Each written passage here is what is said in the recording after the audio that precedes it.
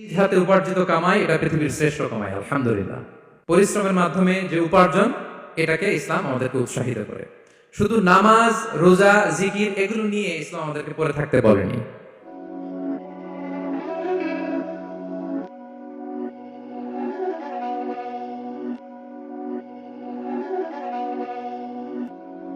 Quranic order হচ্ছে আপনার নামাজ শেষ, আপনি বেরিয়ে পড়বেন, কাজে বেরিয়ে যাবেন। ফাইদা কুদিয়াতিস সালাতু ফান্তাশিরু ফিল আরদি ওয়াবতাগু মিন ফাদলিল্লাহ। বিধানটা কার বলুন? আওয়াজ করে বলুন, বিধানটা কার? এটা কোরআনিক ভার্ডিক্ট, কোরআনের বিধান। নামাজ শেষ, গোল হয়ে বসে জিকির করতে বলা নেই আল্লাহ। আল্লাহ বলেছে ফান্তাশিরু ফিল আরদ ওয়াবতাগু মিন ফাদলিল্লাহ, জমিনে ছড়িয়ে পড়ো, আল্লাহ রিজিক তালাশ করো। নামাজ শেষ, বেরিয়ে যাবেন।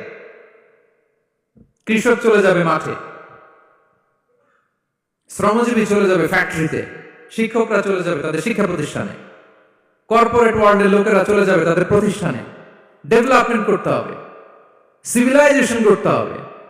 নামাজের পরে গোল হয়ে বসে থাকা চলবে না। কি ব্যালেন্স দেখেছেন ইসলাম? আজান হয়েছে তো মসজিদে আসো, নামাজ শেষ বেরিয়ে পড়ো, আলহামদুলিল্লাহ।